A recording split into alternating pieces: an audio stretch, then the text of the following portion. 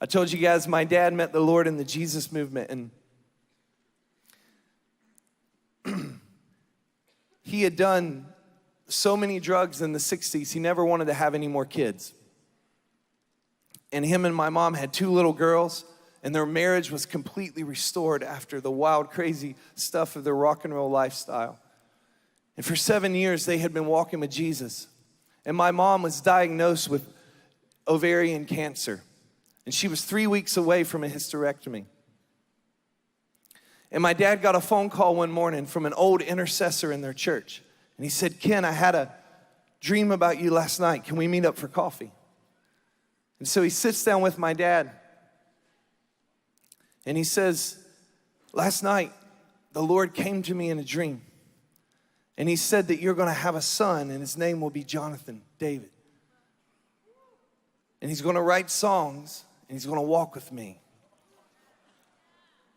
And my dad goes, this is crazy. We don't want to have any more kids, and my wife is 2 weeks away from a hysterectomy, and she has cancer right now. And so in this old barn where they had church, they prayed for my mom. She went back in, and the doctors rechecked her. All the cancer was completely gone.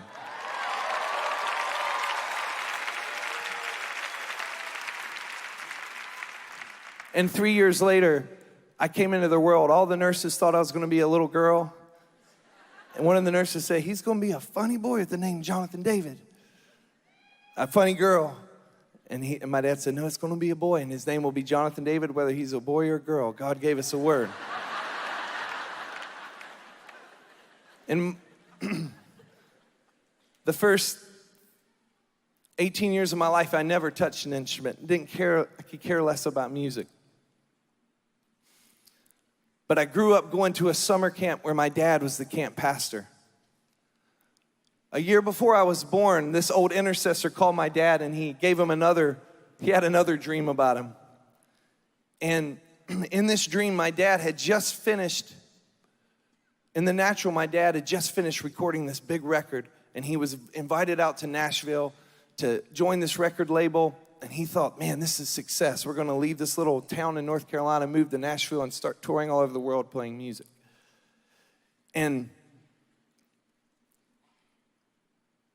the old intercessor said, I had a dream about you. And in the dream, he said, Ken, I saw you, and you were walking through the street of a bustling city.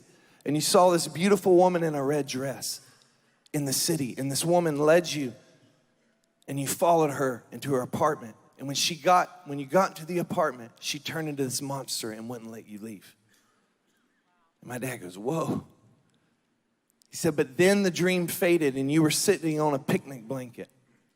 And there was a picnic basket in the middle of the blanket. And out of the basket, little round discs. They were smaller than records. This is the 70s. He said they were silver discs, and they were shooting out all over the earth. And then from there, Ken, you were holding lambs in your arms as a shepherd. And my dad got on his face, and the Lord said to him, he said, the invitation to move to Nashville, not that Nashville's a bad place, I love Nashville, but for my dad, the Lord said, the invitation to move to Nashville is the world's version of success. But my version of success is family. And if you give yourself to family, I'll promote the music out of the heart of family, and it'll go all over the world. And so my dad became a camp pastor, and every summer I would go to camp and have these beautiful encounters with Jesus, and I began to fall in love with him. And it was the worship movement of the 90s, Delirious and Vineyard, and these songs we were singing at camp. And I came home from camp when I was 17. I went to my dad's room and said, Dad, do you have a guitar? I want to learn those songs because I want to keep my fire burning this year. And I'll never forget the smile that came across my dad's face. And so a year goes by.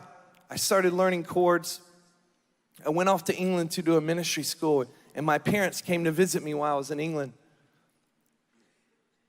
And the week they were there, we were out one night with some friends, and my friend said, play your dad that song you've written. They handed me my guitar. I was nervous, and I had just learned a few chords, and I began to play this song I'd written. And I finished the song, and my dad's sitting on the other side of the room, and I look at him, and he's looking at me. He has these massive tears coming down his face. and this smile. He goes, son, did you write that song? I'm like, yeah, is it any good, Dad? He said, you have no idea how long I've been waiting to hear that song. I've been waiting 20 years to hear that song.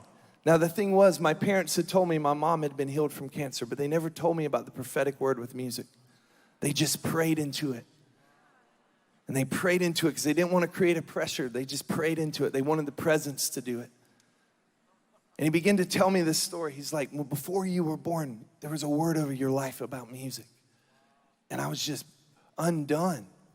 A couple weeks later, I'm hanging out with the Lord, and he said, you think your dad had been waiting a long time to hear you sing that song?